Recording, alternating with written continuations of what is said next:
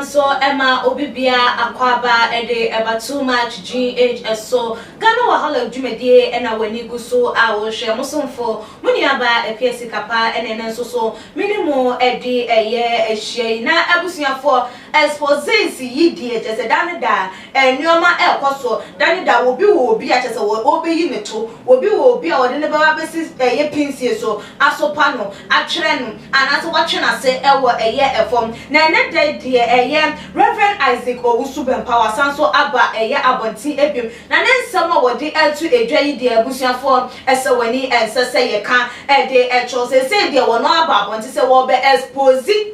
eye enkrofo binum wo omayi mu a ehu beyinya se wo babubo wo mu edin wo be no wo ma power adade ewo wiase afana wo bia anim ewo wo mu ponya wo mu din wo suma se enwoma wo mu eye no esuma se chese ense na emfata na nsuso wo mu eyi wo manim ti se de wo mu ena eye den eye na nsem kai no wo chese even eye mampanyi bi krampo ewo eye enwoma ekoso no emu na sei ensem no etie a president is part of the evil watchers. I will expose all of them. Reverend Isaac Owusu Bempower we ni entrania wo de ma Ghana for a wo kire mu ese enkofo bi wo ho ma ebra so se wo dan wo mu eto edi kire wiasa fa nyina ma omuhunu niema ekoso wo mu ye no esumasem na leader of Glorious Word Ministry International ensem no eto edwa no na wo kire mu wo se evil watchers ewo man Ghana eso ba no se enkrofo atese wo mo aniponya wo mo de hwe wo man Ghana pa dia dodo na ewo wo man Ghana emu na wo no se de nyame asem no etie na wo sue nyame asem no enya emu entiase no no ema nitimi edan no nyoma edi ema wotimi hu enyoma ekoso ewo honhom fam ene hunam fm na wei ensem we wodi tudwa emra na chesem wo na sorry dem na no kwasi ada na chesem wodi sermon ema ne sorry ema na wodi etu edwa esem. The evil watchers are very dangerous in both physical and spiritual realm. Some of them are born as human and their attitude and character are very different. There are a lot of pastors in the country who are evil watchers. I have read the Bible into detail, so I am able to know everything in the spiritual realm. I don't just read the Bible, I go into detail, so I know a lot of things. That is why whenever I speak, people should not take it serious. That is why whenever I speak, people should take it serious. Now there is this group of people known as the devil watchers. These kind of people are very dangerous. Okonfo Anokye was part of them. There is even a certain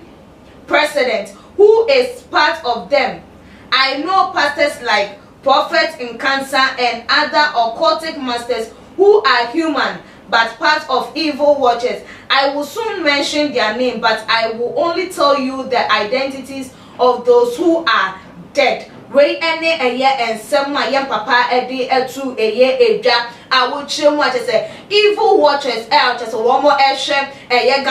Ghana eso no wo mo edosun na dodo na no wo mu yehu both physical and ebiem so spiritual na wode ne nsem no etu edwa no na wo kire mu Okonfo Anokye atese wanya ne ba bi ekro na woka saa enkrofo no hu ebi na ebiem mpo no wo se even a certain president who is part of them. That means wo bi a chese wo te akonya so wo no so eka ehu ebi na ne wo bo prophet in Cancer ensusu edin a wo kire mu a wo no so any other occult masters ensusu no wo mo eka evil watchers a wo mo ehwe wo mayi esom na we there wo de start no wo bedi kan abobo wo mo ewuo no wo mo identities de akyere ansana one watch as one more team communo, what the one din ayeden aba beto abontina ebusuya form. Prophet Isaac Owusu Bempower no krani nyame no obi anka se wunnim nyame asem anase obi anka se nyame asem no like wo on kan ntiase anase say by oba abontin aba bebodian oba na wa bone preko ade de o ya no wa ye ne preko yes bema on sin so man san wa ham Woody kind Hammans and Western so and said, "Beya be no bit my day." I and your I said, "Your yen and your maybe I said you was slow and your maybe a welcome as a was slow as a walker as a one can now one more who call one with the end so wuko. So we equal watchers crampon a woman wuko. And say one more tears and I bet me a deal with one. One more here one with I was one for one with the member trouble and not Ghana form. And yes, I'm paying you. Said then you bet me a year through one when I can't sleep at the to for Mamma Yaya. Yet me I now one more who I would want with you today. Why not your quack on the sun pie? Akokati ni panesani like onjaye ye nipa no wanya wuko ya wufo so ne atasefo wo mo ene yen eni twaka bia wo mo ntimi nya de ma ne nyeden enko entia ye the fact say ya me etumi wo ye mu no wo mo ntimi nya de e ma ne nyeden enha eye wo man no anase entimi nkontia eye wo man because in himself wo man ye nyame man ye see that Ghana a Christian country entanya de so obi a wawo a wo ye konfo obi a wawo a wo ye nyame nipa wawo ne nko na wo ye evil watcher ni to betimi edi wo man no eso da bi nyome bi wo ho ma wo ya wo yi wanim se wo ya de no wo yi wanim na wa ye ne prekum wo kan wa kan won kan so na wa kan won atum na ni obi atina ne baby na ye to won no man no enko ye na ye numa na ne nim se ya bra bo bi a ya bo ne nyome bi a ye na nye de enko ye by say wo be put in suspense. Say wo nkrofo a wo bebo wo mudi na nso so wudi kan bo wo ma wodi de wo ma kwan wo ma kwo ogofa no to wu ye nya na obenya Ghana so tumi anka wanya awie dada cars wo kwajo wo safo bo wentimi fa ema abim enti ne me bi wo no ma